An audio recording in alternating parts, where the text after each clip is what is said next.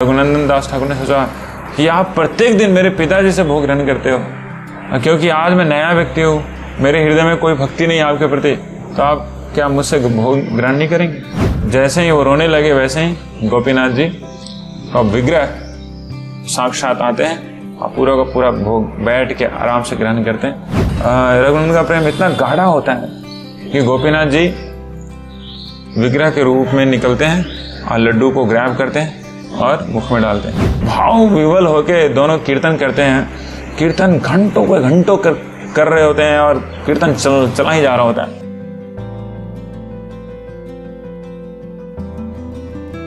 हरे कृष्ण। तो आज हम लोग रघुनंदन दास ठाकुर जी के बारे में सुनेंगे।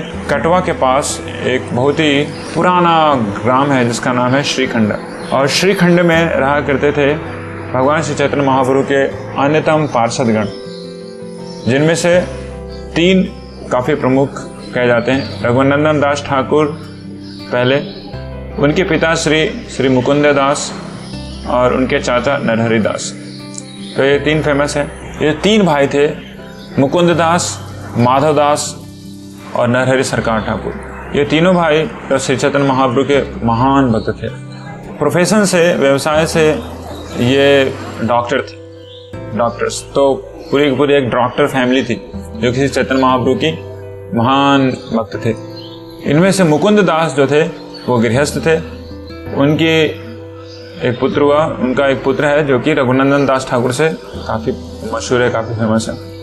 और नरहरि सरकार ठाकुर ये ब्रह्मचारी थे। श्रीखंड में रघुनंदन दास ठाकुर के बहुत सारी लीलाएं हैं, उनमें से कुछ लीलाओं के ऊपर आज हम लोग चर्चा करेंगे। तो रघुनंदन दास ठाकुर मुकुंद दास के पुत्र थे। तो चर्चा आती है कि मुकुंद दास ठाकुर, क्योंकि उनका प्रोफेशन था, वैद्य का प्रोफेशन था या फिर कविराज का प्रोफेशन था, अपनी जो यह पेशा है या फिर जो भी वैद्य का जो पेशा है उसको करने के लिए कभी कभार गांव से बाहर भी जाया करते थे। तो उनके घर पे बहुत ही सुंदर विग्रह, बहुत ही डियर विग्रह श्री गोपीनाथ जी का विग्रह अभी भी मौजूद है। मुकुंद दास और उनकी पत्नी बहुत अच्छे से गोपीनाथ की सेवा किया करते थे। तो एक दिन उन्होंने कहा कि मैं तो जा रहा हूँ, दूर जा रहा हूँ किसी गांव में, आज रघुनंदन ही भोग लगाएंगे, जो मेरा पुत्र है वह भोग लगाएगा। वो भोग लगाएंगे किनको? गोपीनाथ जी को। तो उनकी माँ ने बहुत अच्छे से भोग बनाया, और भोग बनाने के बाद रघुनंदन को बोला कि आप जाइए भोग लगाइए। उनके पिताजी ने उनको बताया कि कैसे भोग लगाना है, भोग का प्लेट बनाना है, भोग का प्लेट बना के आप जाइए, विग्रह के सामने रखिए और उनसे प्रार्थना कीजिए, हे गोपीनाथ जी कृपया इस भोग को ग्रहण कीजिए। तो इस तरीके से भगवान भोग को अवश्य ग्रहण करेंगे। तो इस तरीके से उन्होंने बता दिया। तो रघुनंदन दास ठाकुर बहुत ही सरल हृदय के थे। बहुत ही छोटे, 5 साल उनका आयु मुश्किल से 6 से 7 साल रहा होगा। तो उस आयु में उनके पिताजी ने उनको कहा कि आप भोग लगाइए गोपीनाथ को। तो उन्होंने पूरे प्लेट को उठाया और जाके गोपीनाथ के सामने रखा और कहा कि भोग सामने है। पिताजी ने आज्ञा दी है कि आपको भोग ग्रहण करना है। देखा कि भोग तो गोपीनाथ जी ले नहीं रहे, वैसे ही खड़े। तो उन्होंने फिर से निवेदन किया कि मेरे पिताजी ने भोग लगाने को कहा है, आप आइए भोग ग्रहण कीजिए। तो फिर देख रहे हैं कि गोपीनाथ जी वैसे ही खड़े, भोग ग्रहण नहीं कर रहे। तो उनके मन में काफ़ी दुख हुआ और उन्होंने सोचा, रघुनंदन दास ठाकुर ने सोचा कि आप प्रत्येक दिन मेरे पिताजी से भोग ग्रहण करते हो, क्योंकि आज मैं नया व्यक्ति हूँ, मेरे हृदय में कोई भक्ति नहीं आपके प्रति, तो आप क्या मुझसे भोग ग्रहण नहीं करेंगे। मैं कितना पतित हूँ। और रोने लगे वहाँ पे कि आपको भोग ग्रहण करना ही पड़ेगा, खाना ही पड़ेगा, आपको भोग लेना ही पड़ेगा। जैसे ही वो रोने लगे वैसे ही गोपीनाथ जी का विग्रह साक्षात आते हैं और पूरा का पूरा भोग बैठ के आराम से ग्रहण करते हैं। और रघुनंदन बहुत ही खुश होते हैं भगवान को भोग लेते हुआ देख।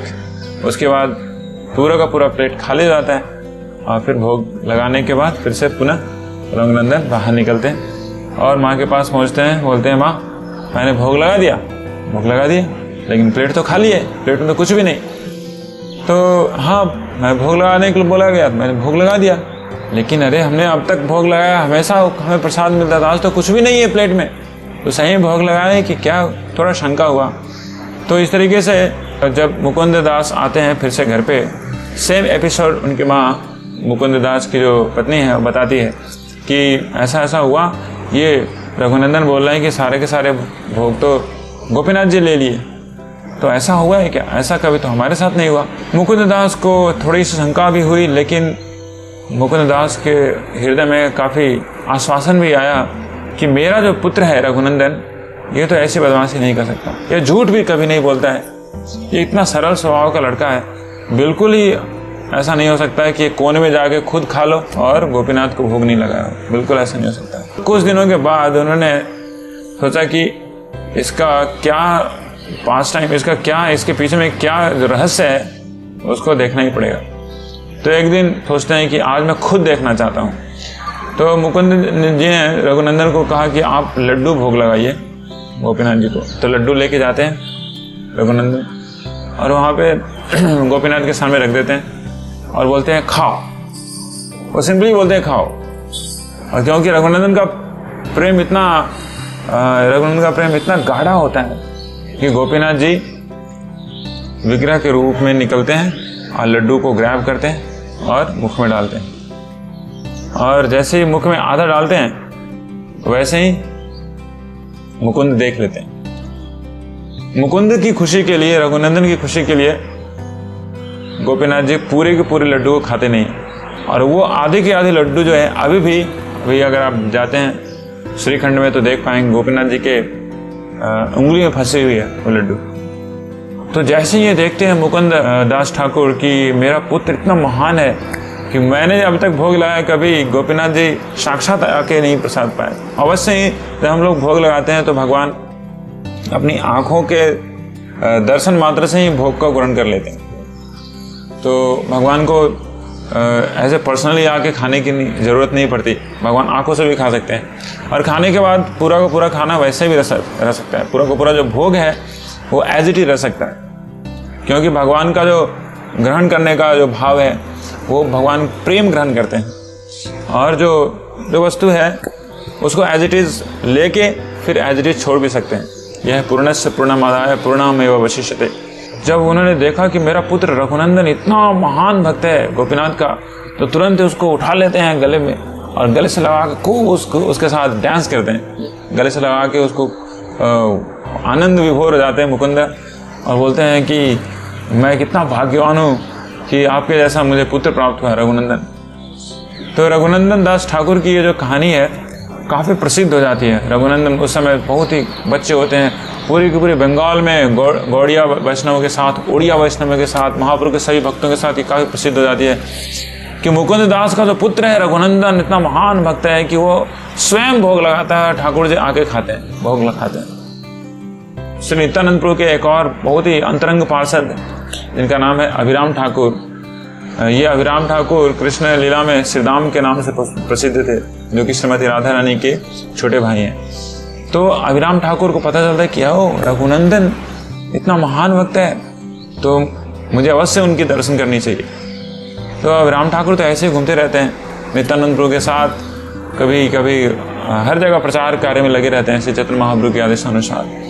अभिराम ठाकुर भी प्रसिद्ध होते हैं, उनकी एक अलग प्रकार की बहुत ही स्पेशल लीलाएं हैं कि जब कभी वो किसी व्यक्ति के सामने जाके प्रणाम करे थे और वो व्यक्ति के अंदर में थोड़ी भी जड़ जागती कामना वासना रहती तो उस व्यक्ति की मृत्यु हो जाती। तो अभिराम ठाकुर का प्रणाम कोई सहन नहीं कर सकता।